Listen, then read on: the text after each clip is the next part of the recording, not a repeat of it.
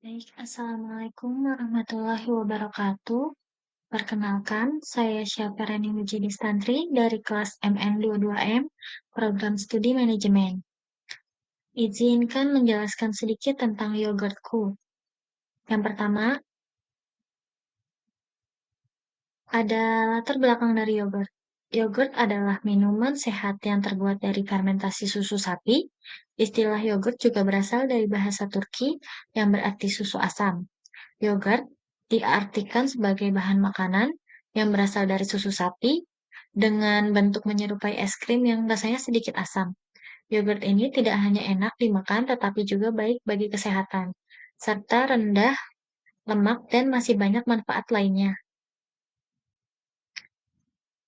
Yang kedua ada tujuannya yaitu untuk menciptakan ide atau inovasi dalam membuat produk menyehatkan dan meningkatkan kesejahteraan peternak sapi.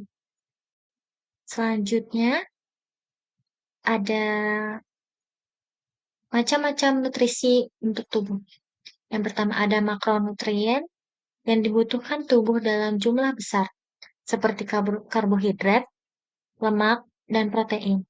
Fungsinya sendiri adalah karbohidrat untuk sumber energi tubuh, lemak untuk pelindung tubuh, dan protein untuk pembangun tubuh. Yang kedua ada mikronutrien. Ada dua, yaitu vitamin dan mineral. Fungsinya juga untuk vitamin adalah pahlawan tubuh. Yang kedua ada mineral sebagai pendukung fungsi tubuh. Selanjutnya, ada manfaat yogurt untuk tubuh. Yang pertama adalah meningkatkan sistem kekebalan tubuh, mencegah kesehatan tulang, menyehatkan pencernaan, dan menjaga kesehatan tulang. Menjaga kesehatan kulit. Lalu ada kandungan yogurt, yaitu protein, kalsium, fosfor, kalium, vitamin A, vitamin B1, B2, dan B3, magnesium, selenium, dan zinc, dan tembaga. Baik, selanjutnya ada arti dari logonya yaitu kenapa ada logonya berbentuk seperti ini? Karena logo ini mencerminkan kesan yang ceria dan ramah dengan maskot kartun yang tersenyum, yang mengartikan produk kami menyenangkan untuk konsumen yang peduli akan kesehatan. Cup yogurt yang digunakan untuk karakter juga menekankan identitas produk sebagai yogurt. Desain ini mungkin dimaksudkan untuk menarik perhatian anak-anak dan keluarga, memberikan kesan produk yang sehat namun juga menyenangkan.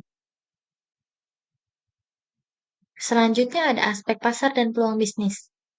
Bisa kita lihat pada tabel sebelah kiri, ada analisis potensi pasar.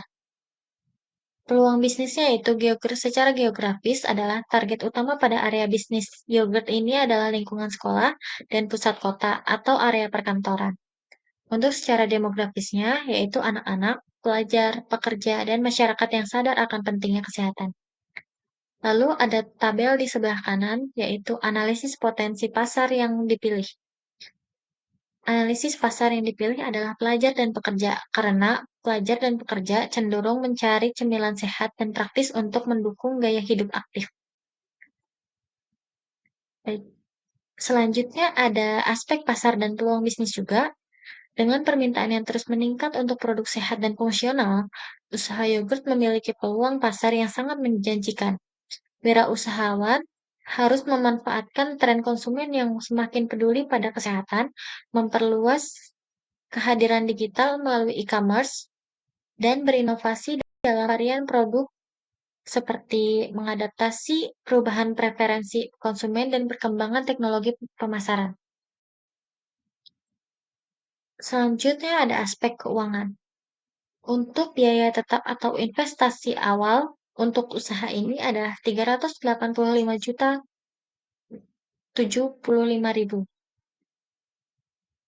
Lalu biaya operasi bulanannya yaitu 91.132.830. Kemudian ada estimasi pendapatan dan biaya umur investasi.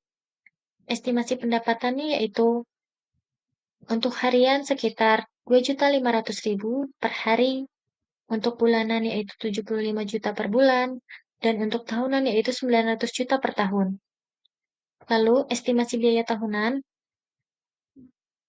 biaya tetap atau biaya operasional tetap per bulan, gaji karyawan, listrik, air, dan lain-lain yaitu 79.132.830 dikali 12 bulan, yaitu 949.593.960.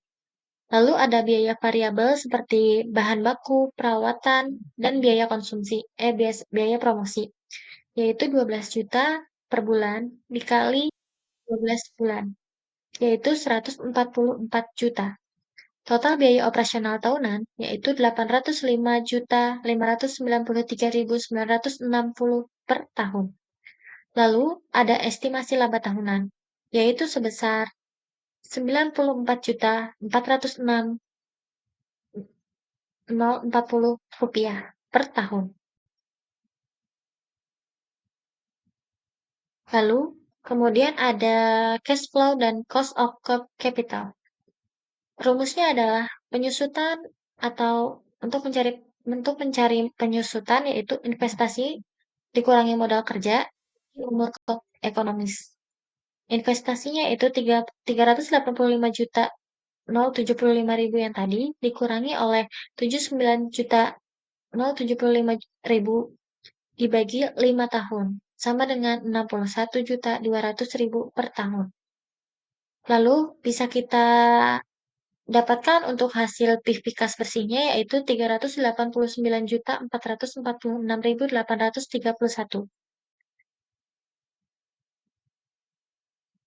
Kemudian ada PP atau analisis payback period.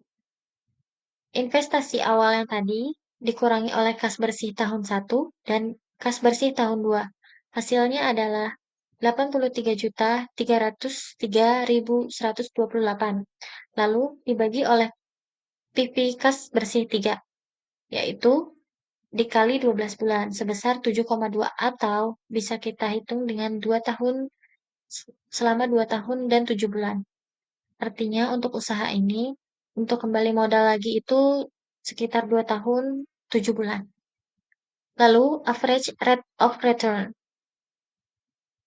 Total EAT bisa kita lihat adalah 309.368.592. Kemudian ada rata-rata EAT-nya sebesar 61.873.718. Kemudian ada rata-rata investasi yaitu 192.537.500. Kemudian ada ARR yaitu 32%. Dibulatkan menjadi 32%. Kemudian ada NPV. NPV kas bersih dikurangi investasi 389.446.831 dikurangi oleh investasi awal dan hasilnya adalah 4.371.831. Simpulan hasil kajian di finansial ini adalah P1 lebih besar dari 1 adalah layak dan jika P1 kurang dari 1 artinya tidak layak. Bisa kita lihat di sini, hasil dari P1-nya adalah 1%. Berdasarkan studi kelayakan bisnis yang telah dilakukan, maka bisnis dari PT Yogurtku ini dapat dikatakan layak dan dapat dijalankan serta dikembangkan untuk menjadi bisnis yang mendapatkan keuntungan yang tinggi. Kemudian ada aspek manajemen dan operasi. Ada 5 yaitu ada 4 yaitu planning, actuating, controlling, dan organizing. Kemudian ada manajemen sumber daya manusianya, yaitu perencanaan sumber daya manusia, pelatihan dan pengembangan, penilaian kerja, pemberian insentif dan motivasi, kesejahteraan karyawan, dan komunikasi internal. Lalu ada analisis jabatan. Untuk usaha yogurt ini ada direkturnya yaitu untuk perencanaan strategis dan pengawasan keseluruhan operasi. Artinya direksilah yang menentukan bagaimana berjalannya untuk perusahaan ini. Lalu ada manajer produksi, mengawasi proses produksi, kualitas produk, dan sumber daya. Ada manajer pemasaran, mengembangkan pemasaran untuk meningkatkan penjualan dan pasar. Lalu ada manajer logistik, mengelola rantai pasokan dan distribusi. Lalu ada manajer keuangan, yaitu mengelola keuangan termasuk rancangan dan analisis biaya. Kemudian ada bentuk dan pengertian organisasi. Organisasi merujuk pada struktur dan sistem yang mengatur bagaimana berbagai elemen berinteraksi dalam mencapai tujuan yang sama. Usaha ini menggunakan bentuk organisasi fungsional. Lalu ada aspek teknis atau operasi. Tujuannya yaitu meningkatkan kualitas produk, standarisasi proses dan inovasi rasa. 2. Efisiensi operasional untuk mengoptimalkan proses produksi dan pengelolaan sumber daya.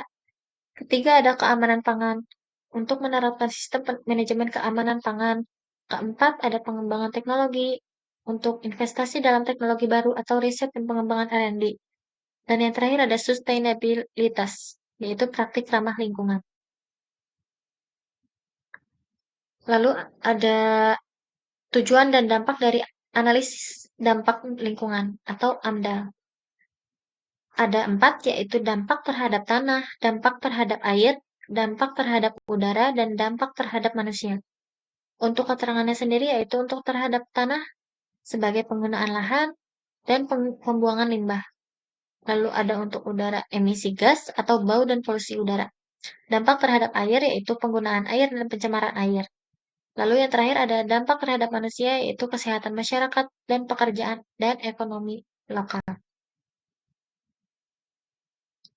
Lalu yang terakhir ada tantangan terhadap lingkungan. Limbah padat. Selain limbah cair, yogurtku juga menghasilkan limbah padat dari sisa-sisa produk susu dan makanan ringan. Limbah padat ini diolah menjadi kompos dan pupuk organik yang dapat digunakan untuk meningkatkan kesuburan tanah. Dengan cara ini, yogurtku berusaha mengurangi jumlah sampah dan minimalkan dampak negatif terhadap lingkungan. Lalu ada pembuangan limbah yang tidak terkelola. Seperti pembuangan limbah susu dapat meningkatkan BOD atau biological oksigen dan menurunkan kadar oksigen dalam air. Lalu ada sertifikasi lingkungan. Yogurtku telah mendapatkan sertifikat ISO yang menunjukkan komitmennya terhadap pengelolaan lingkungan yang baik. Sertifikasi ini mencerminkan upaya perusahaan untuk menjaga kualitas lingkungan sekitar pabrik dan memastikan bahwa proses produksinya tidak merusak ekosistem lokal. Oke, terima kasih untuk perhatiannya. Mohon maaf apabila ada kesalahan. Wassalamualaikum warahmatullahi wabarakatuh.